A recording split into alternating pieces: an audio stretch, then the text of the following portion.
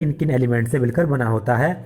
Erythrocytes, leucocyte and platelets are collectively called formed elements. Erythrocytes, leucocyte और platelets, इनको हम एक कलेक्टिव रूप में क्या कहते हैं? एलिमेंट्स कहते हैं। And they constituent nearly 45% of the blood, और ये लगभग ब्लड का 45% कॉन्स्टिट्यूएंट करते हैं। ब्लड का 55% कॉन्स्टिट्यूट कर रहा था प्लाज्मा, और 55% कॉन्स्टिट्यूट कर रहे हैं फॉर्म्ड एलिमेंट्स, 45%। एरिथ्रोसाइट आर और red blood cell, RBC are the most abundant of all the cells in blood. Erythrocyte या फिर रेड ब्लड सेल, जिनको हम आरबीसी कहते हैं, ये सबसे ज़्यादा पाई जाने वाली सेल्स होती हैं ब्लड में। इसके लिए इसमें इंपॉर्टेंट है एरिथ्रोसाइट का red blood cell. Red blood cell को ही हम एरिथ्रोसाइट कहते हैं।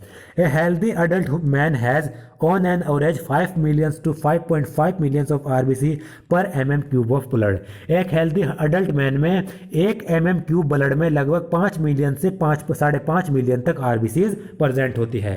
1 mm का मतलब है कि ब्लड का वह पोर्शन लिया जाए, ब्लड का वह पोर्शन लिया जाए जिसमें 1 mm उसकी लेंथ हो, 1 mm उसकी विड्थ हो, और 1 mm उसकी हाइट हो।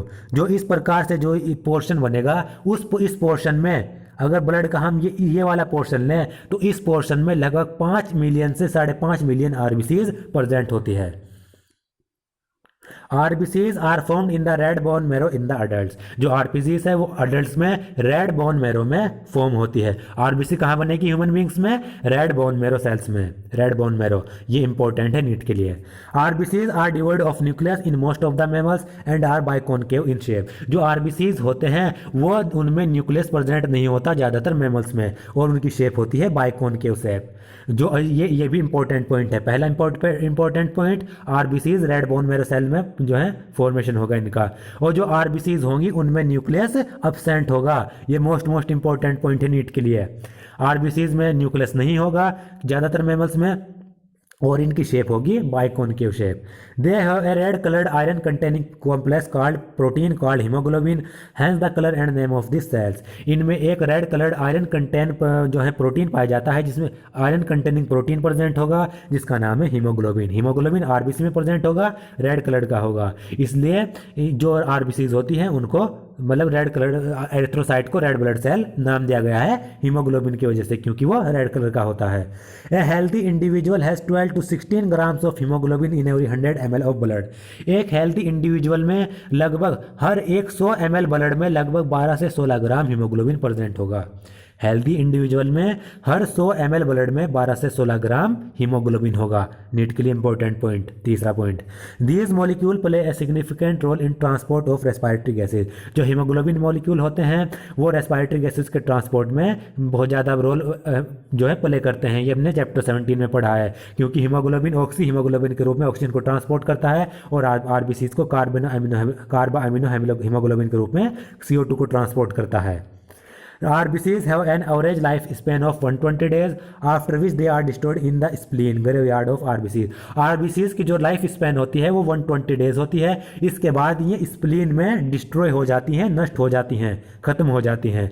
स्प्लीन को क्या कहते हैं हम? RBCs की ग्रेवयार्ड यानी कब्रगाह भी कहते हैं। तो चौथा पॉइंट इसमें जो इंपॉर्टेंट है वो है आरबीसीज की लाइफ स्पेन 120 डेज, और आरबीसीज कहाँ पर डिस्ट्रॉयड होती है? स्प्लीन में डिस्ट्रॉयड होती है। Most important point. इस टॉपिक से 2 क्वेश्चन जरूर पूछे था, 1 या 2 क्वेश्चन जरूर आते हैं। Leucocyte are also known as white blood cells WBC as they are colourless due to the lack of haemoglobin. Leucocyte को हम व्हाइट ब्लड सेल के नाम से जानते हैं क्योंकि इनमें हीमोग्लोबिन प्रेजेंट नहीं होता है। They are nucleated and are relatively lesser in number. ये जो है इनमें न्यूक्लियस प्रेजेंट होता है, न्यूक्लिएटेड सेल्स होती हैं WBC, और इनका नंबर भी स्मॉल अमाउंट में होता है, मतलब इनके नंबर भी ह्यूमन बींग्स में कम होते हैं। विच एवरेज 6000 to 8000 पर mm क्यूब ऑफ ब्लड। और जो WBC होते हैं वो 1 mm क्यूब ब्लड में लगभग 6000 से 8000 की क्वांटिटी में प्रेजेंट होते हैं। Leucocytes are generally short lived. जो ल्यूकोसाइट होते हैं इनकी लाइफ स्पैन भी बहुत कम होती है। ल्यूकोसाइट की लाइफ स्पैन होती है 13 से 20 दिन, और 13 से 20 दिन के बाद व्हाइट ब्लड सेल जो है लिम्फेटिक सिस्टम में डिस्ट्रॉय हो जाती हैं। रेड ब्लड सेल स्प्लीन में डिस्ट्रॉय हो रही थी, ल्यूकोसाइट लिम्फेटिक सिस्टम में डिस्ट्रॉय होंगी। इनका लाइफ स्पैन होगा 13 से 20 दिन। We have two main categories of डब्ल्यूबीसीज, ग्रेनुलोसाइट एंड एग्रेनुलोसाइट। जो ह्यूमन बींग्स में डब्ल्यूबीसीज की भी दो कैटेगरी होती हैं, ग्रेनुलोसाइट डब्ल्यूबीसी और agranulocyte WBC. Neutrophils, eosinophils and basophils are different type of granulocytes. जो ग्रेनुलोसाइट के भी तीन टाइप होते हैं, न्यूट्रोफिल्स, इओजनोफिल्स और बेसोफिल्स। एग्रेनुलोसाइट के लिम्फोसाइट और monocyte are the agranulocyte. Lymphocyte के दो टाइप होते हैं, एग्रेनुलोसाइट के लिम्फोसाइट और मोनोसाइट।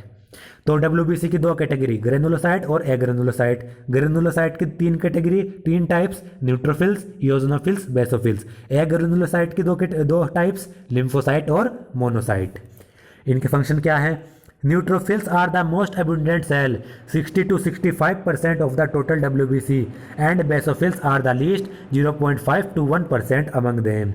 जो न्यूट्रोफिल्स होते हैं वो सबसे ज़्यादा WBC में सबसे ज़्यादा मात्रा में पाए जाते हैं। न्यूट्रोफिल सेल्स वो होती हैं 60 से 65%, और जो बेसोफिल्स होती हैं वो सबसे कम मात्रा में, लीस्ट क्वांटिटी में WBC में प्रेजेंट होते हैं बेसोफिल्स। इनकी मात्रा होती है 0.5 to 1%। इंपॉर्टेंट पॉइंट्स हैं ये।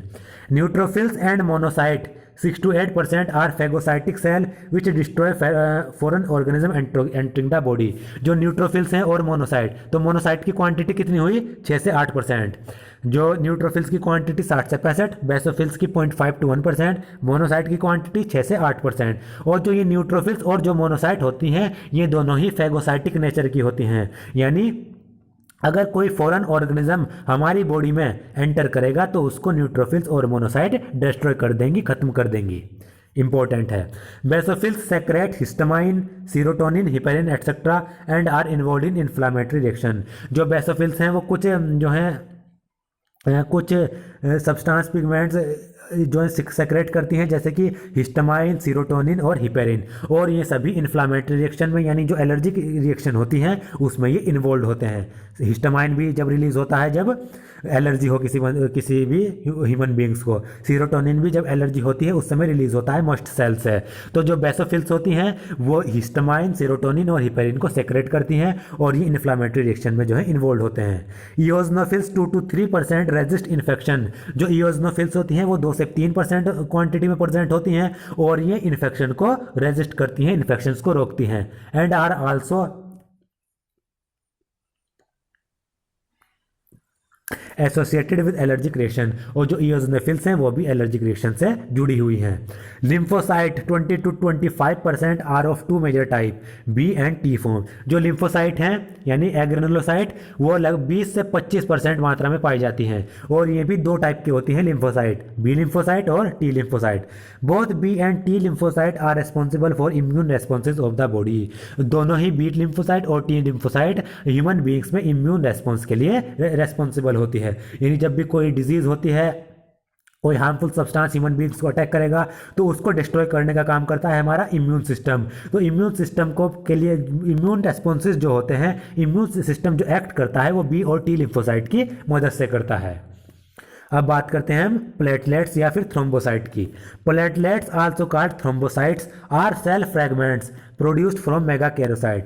प्लेटलेट्स जो हैं इनको थ्रोम्बोसाइट के नाम से भी जाना जाता है। ये सेल फ्रैगमेंट्स होते हैं जो मेगाकैरोसाइट से बने होते हैं, यानी ये मेगाकैरोसाइट्स जो सेल्स होती हैं उनकी ये फ्रैगमेंट्स होते हैं। मेगाकैरोसाइट क्या है? Special cell in the bone marrow. Megakaryocytes special cells होती हैं हमारी बोन मैरो में, ह्यूमन बींग्स की बोन मैरो में। तो मेगाकैरोसाइट्स के जो फ्रैगमेंट्स हैं वो हैं platelets. Blood normally contain 1,50,000 to 3,50,000 platelets per mm3।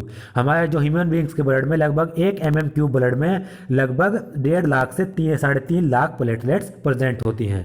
Platelets can release a variety of substance most of which are involve in the coagulation और क्लोटिंग ऑफ ब्लड। प्लेटलेट्स बहुत से सब्सटेंस जो हैं रिलीज करती हैं और इनमें से ज़्यादातर जो सब्सटेंस होते हैं वो ब्लड की क्लोटिंग या फिर ब्लड की कोआगुलेशन में इन्वॉल्व होते हैं। जो हमारे ह्यूमन बींग्स में जो मेन फंक्शन, जो प्लेटलेट्स का जो मेन फंक्शन है वो है कोआगुलेशन या फिर क्लोटिंग ऑफ ब्लड। सबसे जो ब्लड की जो क्लोटिंग करेगा वो प्लेटलेट्स ही करेंगी।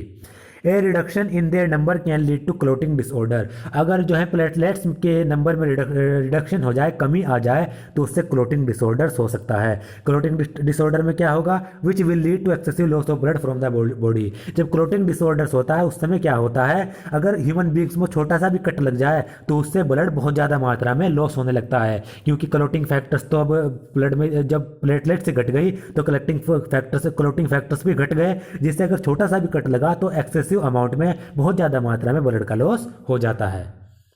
अब हम ये कुछ